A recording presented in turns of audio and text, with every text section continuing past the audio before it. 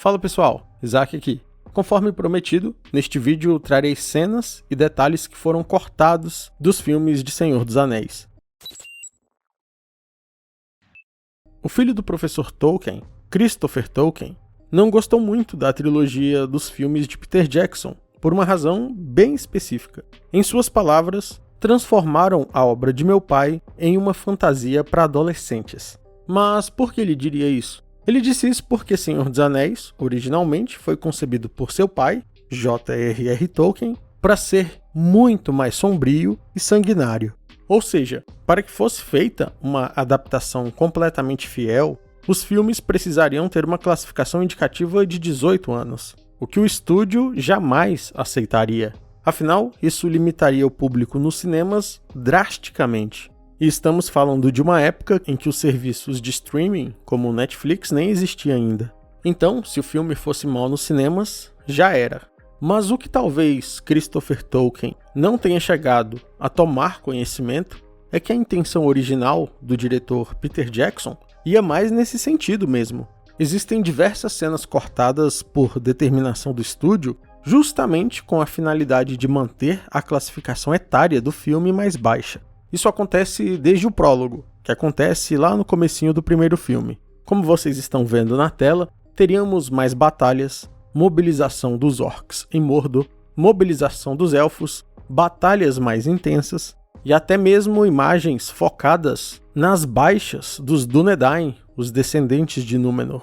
E as coisas ficariam ainda mais intensas no segundo filme. Os Uruks passariam a demonstrar seu instinto bestial e ódio pelos elfos, os despedaçando no chão, mesmo depois de já terem sido mortos. Aragorn, em resposta, ficaria mais agressivo, passaria a cortar membros dos Uruks e parti-los ao meio, já caídos no chão. As coisas ficaram tão intensas durante as filmagens da Batalha do Abismo de Helm, que um dos Uruks acabou acertando um soco de verdade, com muita força, na boca do ator de Aragorn, Viggo Mortensen, o que acabou quebrando um dos dentes da frente dele. Viggo estava tão no papel e tão empolgado que pediu que a produção simplesmente colasse o dente da frente dele com o que eles tivessem lá.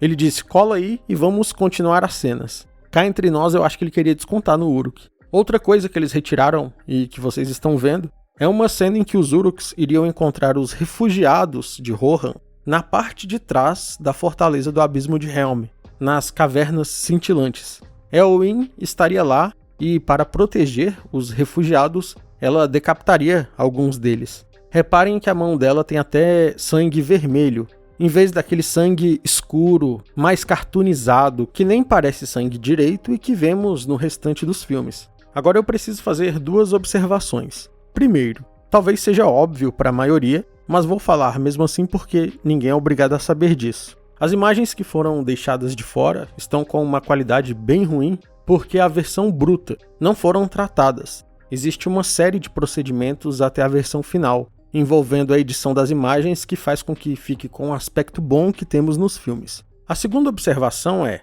eu sou um daqueles que gostaria que Peter Jackson pegasse as mais de 1000 horas cortadas que ele tem guardado e soltasse uma versão mais sombria de Senhor dos Anéis, com terror, violência, mesmo que fosse relançado nos cinemas. Eu iria assistir.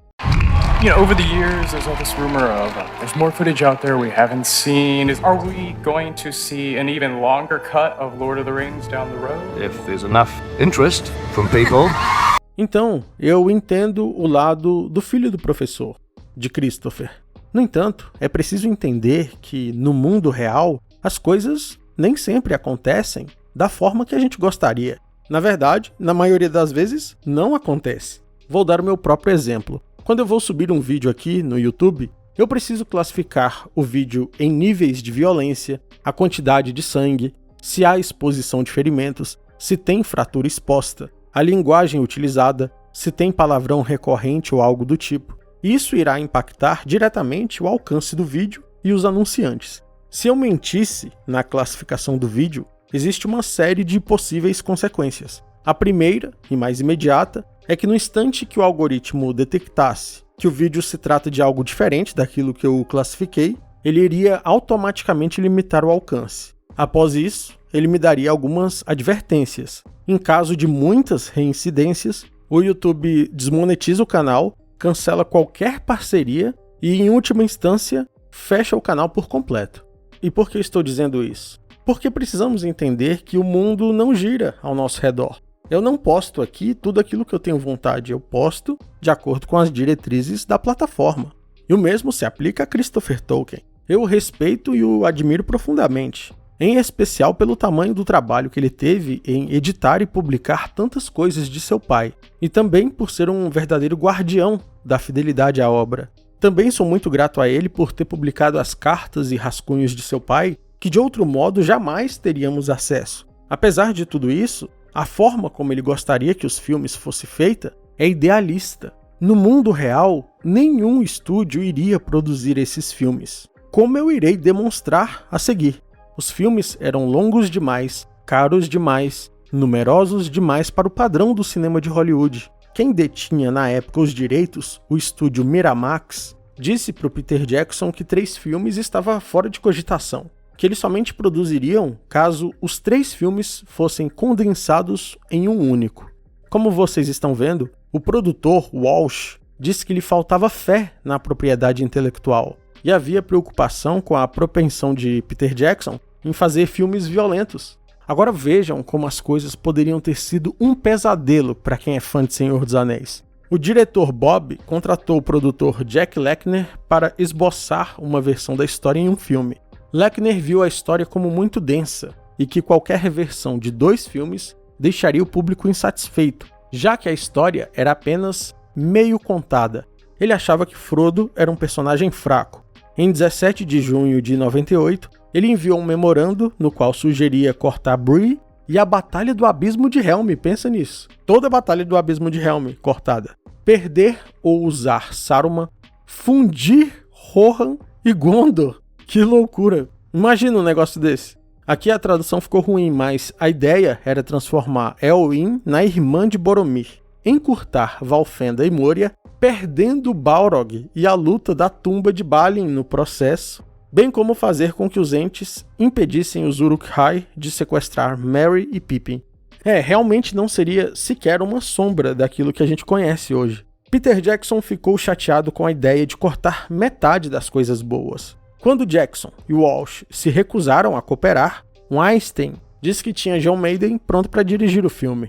Em um telefonema posterior ao agente de Jackson, Weinstein mencionou Quentin Tarantino. Cara, que loucura! Eles dizem que Peter Jackson é propenso a fazer filmes violentos e cogitam Tarantino? Só podiam estar de brincadeira. Os filmes do Quentin Tarantino, o que mais rola é tripa e sangue.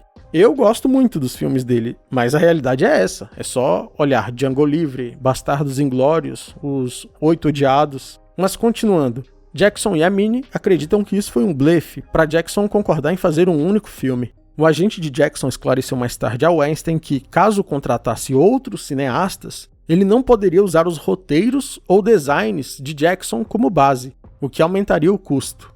Estão vendo o tamanho da treta que foi para conseguir aquilo que temos hoje, que é considerado, entre aspas, para adolescentes? Leve. Jackson fez um vídeo de making-off de 35 minutos para vender o projeto e mandou os roteiros para vários estúdios. Jackson queria ir para a New Line Cinema, onde seu amigo Mark Ordesky era executivo. Sabendo que Ordesky era fã dos livros, Jackson ligou para ele com a proposta. Enquanto isso, todos os outros estúdios passaram, ou seja, rejeitaram a proposta. Foi o que eu disse lá atrás. Eu entendo Christopher Tolkien, o respeito profundamente, mas no plano dos fatos, nenhum estúdio queria pegar um projeto desse tamanho, sem garantias de que daria certo. Fã dos livros, o CEO da New Line, o presidente Robert Shane, ficou entusiasmado com o conceito desde que soube que a Miramax o havia conseguido. A tradução ficou zoada aqui de novo. O que ele quis dizer é que ficou feliz com o acordo com a Miramax, que transferiu para a New Line Cinema os direitos de produzir o filme. Ele ainda não tinha certeza sobre o próprio Peter Jackson e conversou com ele antes da reunião, dizendo que não gostava de The Frighteners. Ele está se referindo a um filme de terror dirigido por Peter Jackson, que envolve espíritos e tem a classificação indicativa etária alta. Inclusive, se vocês observarem o pôster, tem até um Nazgûl.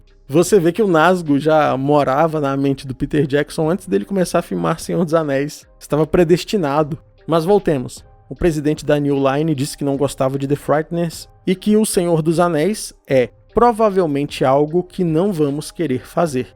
Percebam que mesmo sendo fã dos livros, o cara ele conhece que a classificação indicativa iria parar lá em cima se fosse seguir os livros à risca, o que tornaria o projeto financeiramente inviável. Esse negócio da faixa etária é levado extremamente a sério em Hollywood. No entanto, depois de assistir ao vídeo, ele perguntou por que alguém iria querer que os espectadores pagassem $18 quando eles podem pagar 27. Eventualmente, Peter Jackson percebeu que Shai queria fazer 3 filmes, ao que ele respondeu com entusiasmo. Shai explicou mais tarde que já havia discutido fazer 3 filmes, caso decidisse assumir o projeto, e continuou a comentar que teria feito 5, se houvesse 5 livros. Quando o cara é fã, você vê que a história é outra, né? No final das contas, nós fãs fomos salvos por um presidente de estúdio que também é fã dos livros de Tolkien. Se não fosse ele, teríamos as porcarias que acabamos de ler, como Gondor e Rohan fundidos, a Batalha do Balrog cortada, etc.